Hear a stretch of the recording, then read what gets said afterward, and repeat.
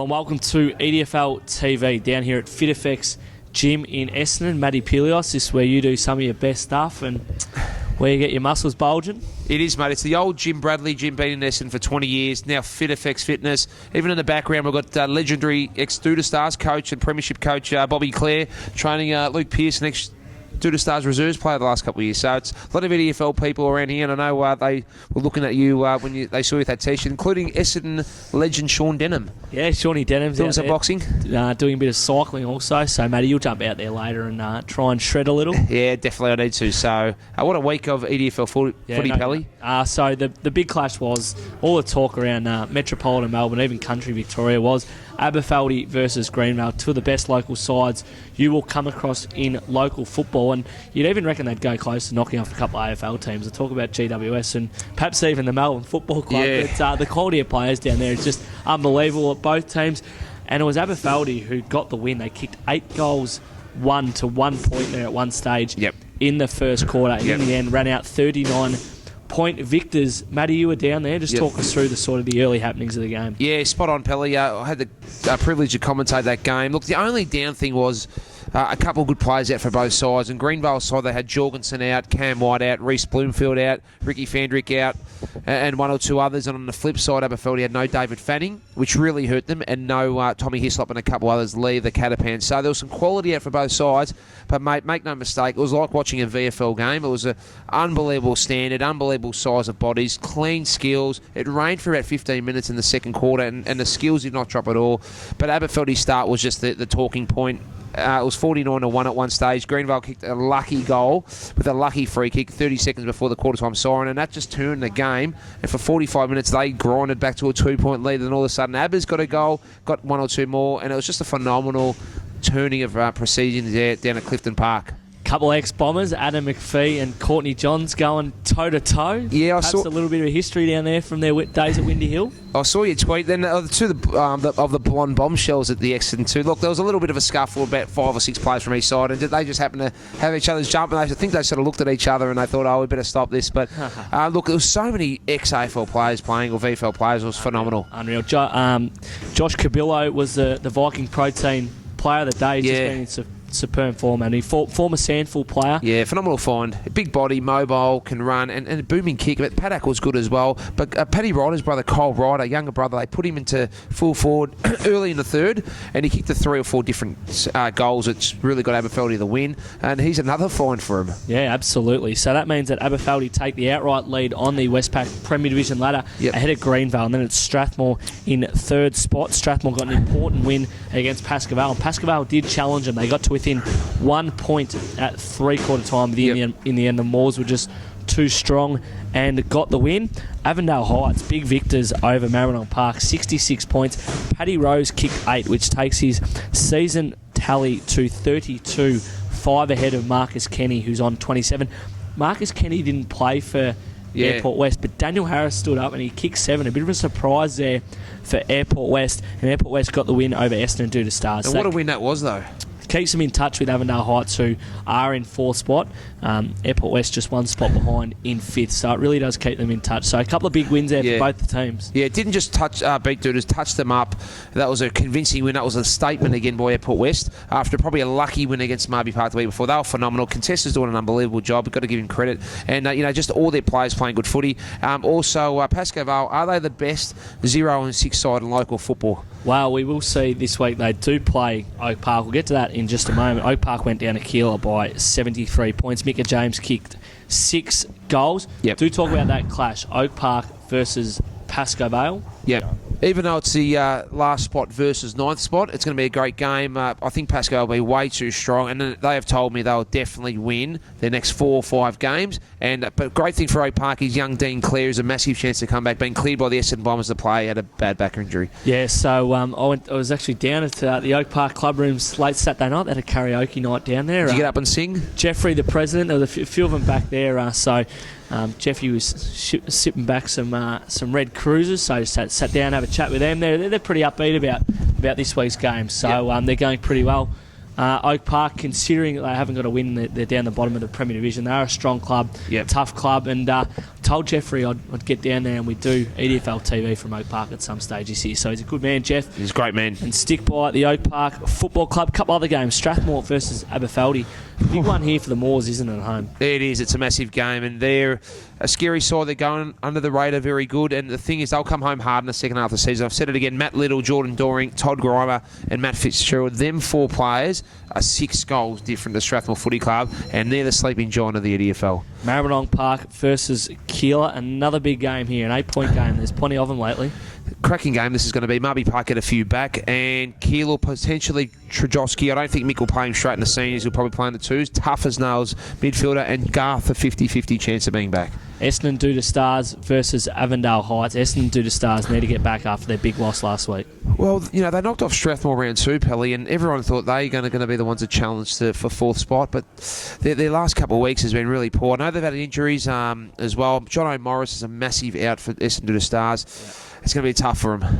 Greenvale play Airport West. We hear that Marcus Kenny may play. Local footy scores tweet out the other day. Yeah. Sort of hinted at the fact that he will be back from a foot injury, plantar fasciitis down the bottom of the foot, which is a pretty painful sort of injury, which he's been playing with the last few weeks. So that's a big inclusion if he does play against Greenvale up at Section Road. It's a battle of the 2012 premiers as well. You know, Airport West, they're a very impressive side. They've come off a pretty good game. And at Greenvale, it's going to be interesting to see how they can bounce back off after a very tough Aberfeldy game, which was physical, which was high standard. It's going to be a tough challenge for them. And depending on Western Bulldogs playing as well this week, if Bison play, because I saw Dennis Bison play. He was sensational for the Jets, and he would be a big loss if he was not playing this week. Yeah, well, he still did play, considering the Bulldogs played Saturday afternoon. In a state. So, interesting. That one. Let's go to now the Division 1 action from the weekend, and a couple of big results, and centred around Taylor's Lakes getting the upset win over Northern Saints. And simply, Mick Caruso said they just didn't come to play, Northern Saints, and Taylor's Lakes did. And this is the beauty of the Division 1 competition. And we saw it with Glenroy and Craigieburn. Correct. Also. Craigieburn, 38 points up they were at half. That's amazing. Time. Glenroy had only had 1 goal in the first half, 1-8 or something like that. And just goes to show that even the teams in that bottom 4 bracket can really challenge those top 4 teams if they're not on their game. Perfect example that footy's above the shoulders in a lot of facets, and we'll go to the Northern Saints Taylor's Lakes one. They had their game of their life against Glenroy. Taylor's Lakes got touched up by Glenroy fortnight before that. Then Taylor's Lakes, hungry, physical, will come out and won an 8-point game. So and then with Craigieburn, that would have been the upset of the year. I think I said on radio, cocky, which I shouldn't have said, and I apologise, that they absolutely no chance, and they were touching Glenroy up. So I just want to say to Craigieburn, well done, and a fantastic effort. But Glenroy, just a class act. Yeah, they did end up going down by 25 points. Glenroy, Aaron Kite kicked 6 second half goals, so they really did stand up when it mattered. But you just get the feeling that them down at the Roys might be getting a bit ahead of themselves, and if ever they need to keep that in check, it's this week, because they do play Tullamarine. Just get to that in the Ashmanning Cup. Unofficial Ashmanning Cup. Tullamarine touched up West Meadows, and the other big result was Hadfield, 20-point winners over West Coburg. So West Coburg, grand finalists last year, they're in shock. And now 1 win from 6 games. Yeah, look, we called it too last week. We said Hadfield are their bogey side. Hadfield, that sort of side, their upside so good. They're physical, and at home they have got the most home ground advantage for and against out of any side Division 1. And what do they do? They beat West Coburg, and a massive win for Hadfield Footy Club. Well done to Robbie Don and the boys. Yep. So the big clash this week is Tullamarine, undefeated. Ashmanning sort of talked down their chances pre-season, but they've taken everything before them this season, and they are undefeated, and they play Glenroy, and there's a bit of history here. Ashmanning, former coach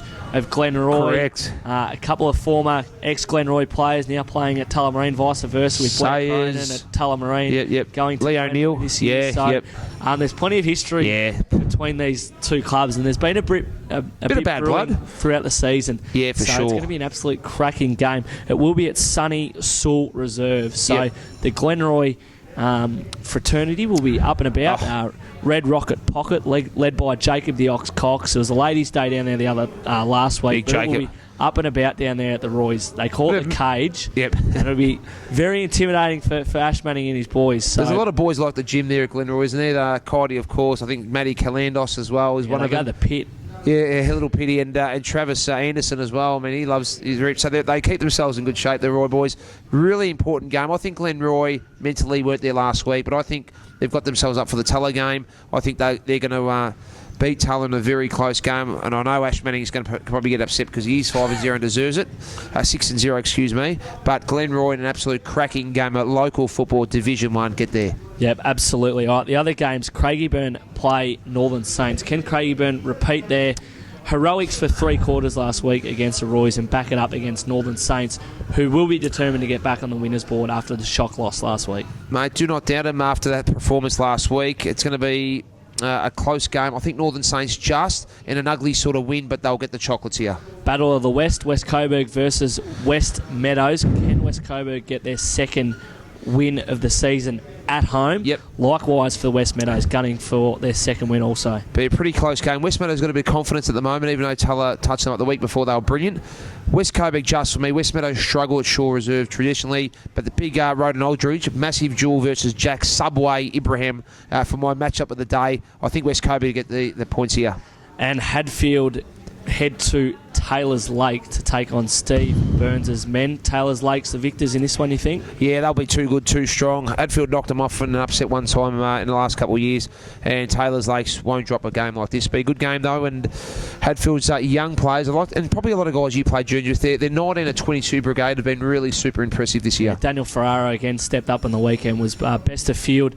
And Saladino's a gun. Yeah, but he's out injured at the moment, that's a big loss for the Hawks. Raff as well, coming to Northern Footy League, so he's been super. He played Pascoe Vale a few years ago, Northern Footy League back, so he's been really good for him as an experienced sort of player. Huge pickup for the Hawks. All right, Division 2 football. We talk about Aberfeldy versus Greenvale last week. Well, the clash between Moonee Valley and Hillside. We talk about the bad blood between Ash Manning, Glenroy, Ash Manning / Tullamarine. It's a bit the same in Division 2 with Charlie Denaro, former Hillside coach. Makes no secret about the fact that he likes to pump up Hillside's tyres, so hopefully they'll get a bit ahead of themselves and they'll fall under the pressure. And he really got his men up for this one. Hillside were undermanned. Asakio Halpin was out. A couple came back from injury suspension, but a couple were still out. Jared Best, Halpin, Fabio Delizza, your man, and Sammy Sarkis, 4 quality players. And in the end, Moonee Valley, Denaro got the points. 4 points they ended up winning by, and it was Mick Tanner and John O'Brien. They're the 2 superstars down there. They're leading the way behind Paul Edwards in the goal kicking in Division 2, and they kicked 11 of their side's 12 goals to come away 4-point victors. O'Connell was very good as well, but John O'Brien, he's a fantastic find. Dermy O'Connell is a cult figure down there. You know, Dermy O'Connell, after the Swedish House Mafia concert just last year, I was driving around Bell Street and I went and had a look at the ground we're supposed to be playing on cricket on the Friday morning, and it was pissing down rain. And I thought we weren't going to play, so I went down and looked, and I see this kid strolling down the street, and I'm like, he looks lost. He's been a billboard on the Thursday night. He looks lost. Let's not talk about these things. So I pulled over, picked him up, and it happened to be Dermy O'Connell. So absolute cult figure. He's trying to walk from Coburg to Moody Ponds. That's a good effort, and he definitely must have been a bit lost that day, the young fella. But John O'Brien and Mick Tanner, a sensational effort. Probably the difference, obviously the difference on the Danes. I reckon Denaro's celebration after the game was second to none. And Big Charlie with those big calves deserved it. But Moonee Valley have made a real statement in Division 2, and whoever thought Hillside were a shoo-in have now woken up that Moonee Valley are the real deal. My old club. Some people thought Coburg districts were a shoo-in this year for Division 2, and I reckon a lot of Coburg districts who are the sort of people players, who told you that? Because I'm very surprised to hear that. I mean, I've always known that our standard of the EDFL is way in front of WRFL. Ron Rooney even said that a few of his players were probably getting a bit ahead of themselves pre-season. They've been given a massive wake-up call. They went down to East Keilor by 57 points. At home. Yeah, at home. This is an undermanned East Keilor. Did play. Roxburgh Park, 186-point victors over East Sunbury, and Keilor Park were the other victors, 36 points over Jacana. But we talk about Coburg districts. Can you see him making the Final Four, Matthew?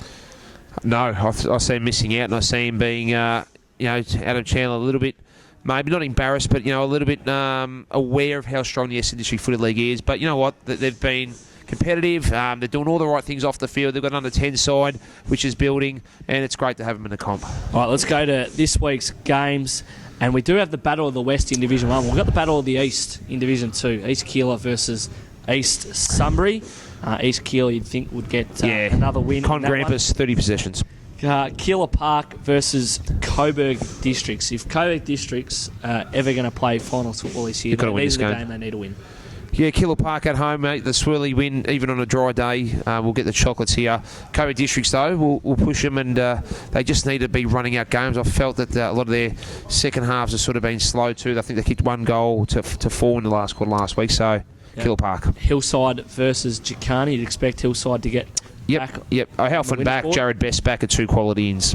And Roxburgh Park versus Moonee Valley. You give Roxburgh Park a bit of a chance in this one at home, considering Moonee Valley with all the hype last week and now all the attention of being undefeated. Teams will be after their first scalp, and Roxburgh Park, I reckon, on the sort of side that at Lakeside Drive Reserve could get the win. And 100%, Roxburgh Park too play that ground a lot better. That ground that wind down there, only though that's a different wind to Keeler Parks. Only they know to play it well, and they've come off a lighter game against East Sunbury where Rose kicked 6, Kildy's kicked 5, Ferguson 6. So they may be a bit fresher than Moonee Valley. Came off a very physical game versus Hillside. So if there's ever going to be an upset against Moonee Valley, this week's the game. But what a cracking game! Yep, and a cracking round of EDFL football right across the board. Westpac Premier Division, Essendon 4 Division 1. And when are you going to start playing in the comp? I know you're our media manager, but it's time that you stepped into a real competition and joined the Essendon District Football League. I know. Who's offering the big bucks? You're supposed to play for the jumper, but I could see you playing in the EDFL. Get down to Hadfield, get down to Coburg Districts, East Sunbury, Michael Powell, we want you to play. Played against Russell Robertson on the weekend. Actually, there's talk that he was going to play at Maribyrnong Park throughout the pre-season. He lined up for the Monash Griffins in the VAFA. I know Brody Holland's not happy about that. He said he was supposed to play against Avondale on the weekend. Got a business opportunity, don't know if it was cash, but a business opportunity, and that league doesn't. So hopefully we do see him in EDFL very soon. Russell Robertson come to the EDFL. He's still got it, Russell Robinson. All right, so it's a big round of EDFL football, as we mentioned, right across the board. Matty, there's a couple of big events coming up too on Saturday night. Footies for All, who EDFL get right behind. The Global Sporting Group on Mount A Road. Big poker competition just too. up from Cubby House. Gary Ablett Jr. will be there, so it's their grand opening. Footies for All they've got a bit of a thing going on there too. So Jason Sinclair and the boys, look after them. Also Boots for All. There's a collection bins at every club at the moment, so if you've got any boots, runners, even sporting equipment lying around, chuck it in the Boots for All bins, and that all goes to a great cause. And Matty, just wanted to say well done to Aberfeldy on the weekend. Had a great turnout for a great game of footy. Very well, good hospitality across the board. But man Johnny Larkins in here. Him and his son Julian, second to none. A great family. But the umpires as well. We're nearly full with umpires, but we still could do with another dozen recruits. Great money, goal umpiring opportunity, boundary umpiring, field umpiring. Even Wayne Anthony, the board members, warming up the hands for a goal umpiring opportunity. Pooty's a great man. And look, umpires are important. So there's still umpiring availabilities available. Might even see yourself. Opportunities available, excuse me. Might even see yourself pulling on the old orange top, Matty. There's no tops that would fit me, unfortunately, so I think I'll stay in the commentary box. And we have a good, massive game this week, 2 to 5 p.m, 98.9 FM. Greenvale versus Airport West looks like the likely one in that one. Yeah, or Strathmore and Aberfeldy. So we'll find out from Mark Turi tonight as well. So look, it's a great weekend it's going to be, and well done on the morning show as well. All right, we're going to get sparring, Matty. Yeah, let's go in there. I'll tie 2 hands behind my back. Thank you, and you're watching EDFL TV. Matt Pillios and Michael Powell. Good wrap up, Matty. Well done.